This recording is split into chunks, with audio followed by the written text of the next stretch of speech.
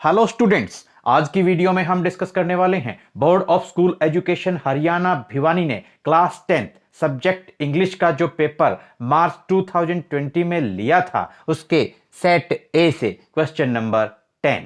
Question number 10 आपके poetry section से आता है और इस क्वेश्चन के अंदर टोटल 3 पार्ट्स होते हैं, यानी कि 3 क्वेश्चंस दिए जाते हैं और उनमें से अटेम्प्ट एनी 2 की आपके पास चॉइस रहती है। 2 into 2 इज इक्वल टू 4, यानी कि एक क्वेश्चन के लिए, एक करेक्ट आंसर के लिए आपको 2 मार्क्स मिलते हैं और जब आपको कितने क्वेश्चंस यहां पर अटेम्प्ट करने होंगे 2, तो 2 into 2 आपको 4 मार्क्स यहां पर मिल जाते हैं।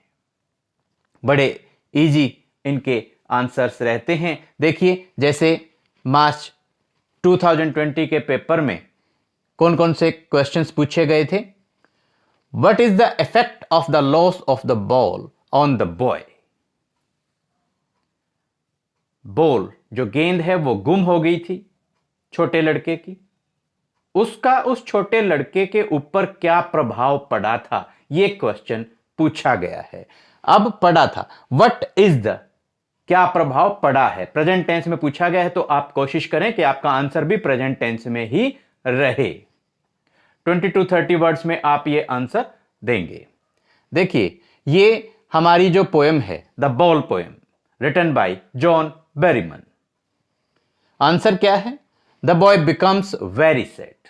बच्चा, लड़का बहुत उदास हो जाता है।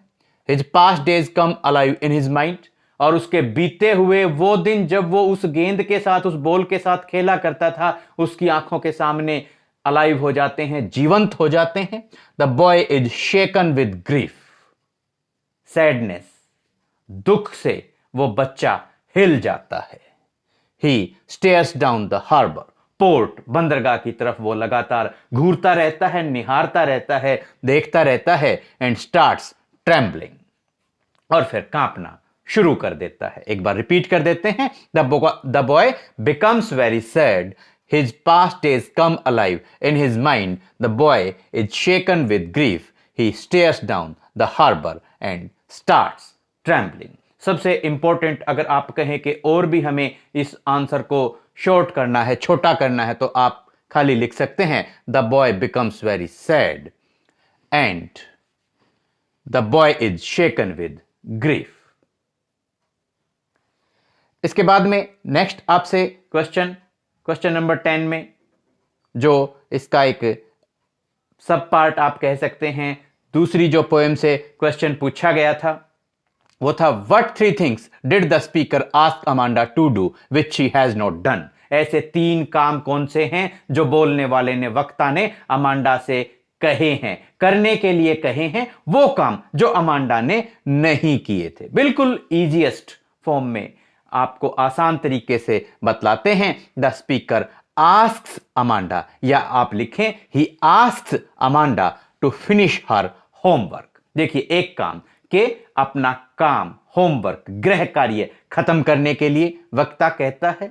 उसके बाद में to clean her room and to clean her shoes, कि वो अपने, to make her room clean, ऐसे भी आप बोल सकते हैं, और to clean her room and to clean her shoes, कि वो अपने रूम को क्लीन कर ले और अपने शूज को, अपने जूतों को साफ कर ले। The speaker asks Amanda to finish her homework and to clean her room and to clean her shoes.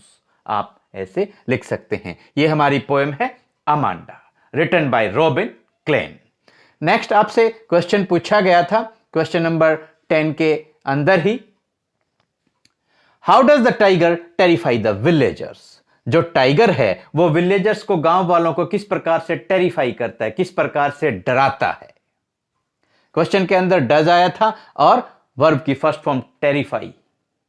Terrify answer देते टाइम डज को आप काट देंगे, रिमूव कर देंगे, हटा देंगे, और टेरिफाई को टेरिफाइज बना देंगे। TERRIFIES, टेरिफाइज।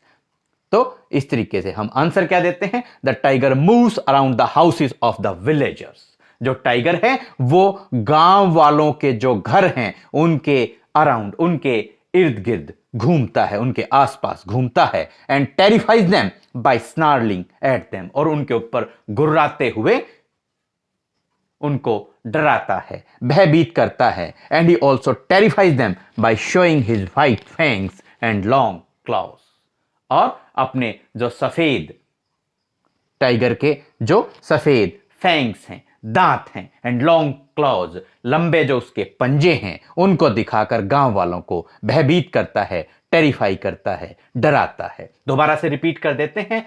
The tiger moves around the houses of the villagers and terrifies them by snarling at them, and he also terrifies them by showing his white fangs and long claws। ये जो हमारा question है कौन सी poem से लिया गया है? A tiger in the zoo, written by Leslie Norris. मैं एक बार थोड़ा सा साइड में हो जाता हूं, तब तक आप स्नैपशॉट ले लेंगे, एक फोटो ले लेंगे, ताकि आप अच्छे तरीके से सुविधा के साथ में ये जो इंपॉर्टेंट, मोस्ट इंपॉर्टेंट क्वेश्चंस हैं, बोर्ड के पेपर में आए हुए थे, और बहुत ज्यादा पॉसिबिलिटी रहती है कि बहुत सारे क्वेश्चंस जो प्रीवियस ईयर्स के बोर्ड के पेपर्स में आए हुए होते हैं, वो नेक्स्ट ईयर के बोर्ड के एग्जाम्स में, बोर्ड के पेपर्स में रिपीट हो जाते हैं। तो आप इनको बहुत ही अच्छे तरीके से नोट डाउन कर लेंगे। उम्मीद करते हैं कि आपको ये क्वेश्चंस और इनके आंसर्स समझ में आए होंगे। Thank you, have a nice day.